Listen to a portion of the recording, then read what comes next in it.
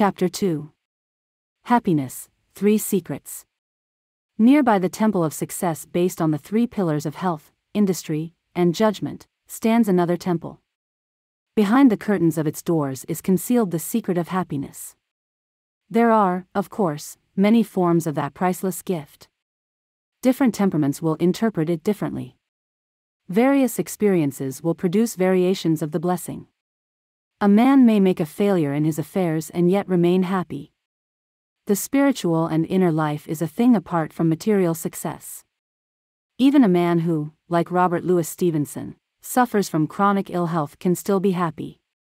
But we must leave out these exceptions and deal with the normal man, who lives by and for his practical work, and who desires and enjoys both success and health.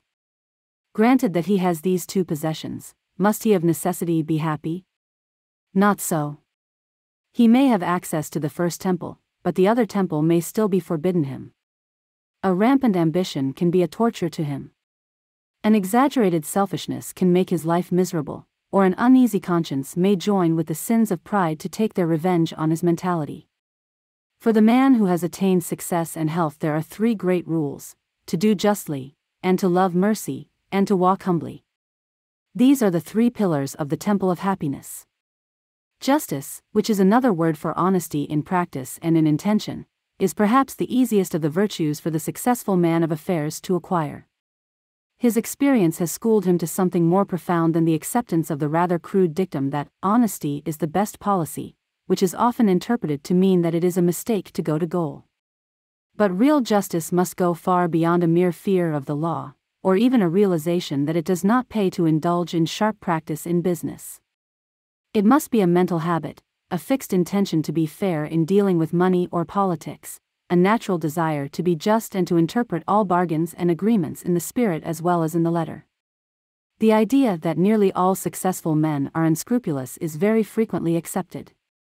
To the man who knows, the doctrine is simply foolish. Success is not the only or the final test of character, but it is the best rough and ready reckoner. The contrary view that success probably implies a moral defect spring from judging a man by the opinions of his rivals, enemies, or neighbors. The real judges of a man's character are his colleagues. If they speak well of him, there is nothing much wrong. The failure, on the other hand, can always be sure of being popular with the men who have beaten him. They give him a testimonial instead of a check. It would be too curious a speculation to pursue to ask whether justice, like the other virtues, is not a form of self-interest. To answer it in the affirmative would condemn equally the doctrines of the Sermon on the Mount and the advice to do unto others what they should do unto you. But this is certain. No man can be happy if he suffers from a perpetual doubt of his own justice. The second quality, mercy, has been regarded as something in contrast or conflict with justice. It is not really so. Mercy resembles the prerogative of the judge to temper the law to suit individual cases. It must be of a kindred temper with justice, or it would degenerate into mere weakness or folly. A man wants to be certain of his own just inclination before he can dare to handle mercy. But the quality of mercy is, perhaps, not so common in the human heart as to require this caution.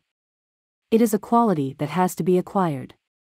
But the man of success and affairs ought to be the last person to complain of the difficulty of acquiring it. He has in his early days felt the whip hand too often not to sympathize with the feelings of the underdog. And he always knows that at some time in his career he, too, may need a merciful interpretation of a financial situation. Shakespeare may not have had this in his mind when he said that mercy blesseth him that gives and him that takes, but he is none the less right. Those who exercise mercy lay up a store of it for themselves. Shylock had law on his side, but not justice or mercy. One is reminded of his case by the picture of certain Jews and Gentiles alike as seen playing roulette at Monte Carlo. Their losses, inevitable to anyone who plays long enough, seem to sadden them. M. Blanc would be doing a real act of mercy if he would exact his toll not in cash, but in flesh. Some of the players are of a figure and temperament which would miss the pound of flesh far less than the pound sterling. What, then, in its essence is the quality of mercy? It is something beyond the mere desire not to push an advantage too far. It is a feeling of tenderness springing out of harsh experience, as a flower springs out of a rock. It is an inner sense of gratitude for the scheme of things, finding expression in outward action, and, therefore, assuring its possessor of an abiding happiness. The quality of humility is by far the most difficult to attain. There is something deep down in the nature of a successful man of affairs which seems to conflict with it. His career is born in a sense of struggle and courage and conquest, and the very type of the effort seems to invite in the completed form a temperament of arrogance. I cannot pretend to be humble myself. All I can confess is the knowledge that in so far as I could acquire humility, I should be happier. Indeed, many instances prove that success and humility are not incompatible. One of the most eminent of our politicians is by nature incurably modest. The difficulty in reconciling the two qualities lies in that perpetual presence of self to self which, though common enough in men of great ambition and ability, never ceases to be a flaw. But there is certainly one form of humility which all successful men ought to be able to practice. They can avoid a fatal tendency to look down on and despise the younger men who are planting their feet in their own footsteps. The established arrogance which refuses credit or opportunity to rising talent is unpardonable. A man who gives way to what is really simply a form of jealousy cannot hope to be happy, for jealousy is above all others the passion which tears the heart. The great stumbling block which prevents success embracing humility is the difficulty of distinguishing between the humble mind and the cowardly one. When does humility merge into moral cowardice and courage into arrogance? Some men in history have had this problem solved for them.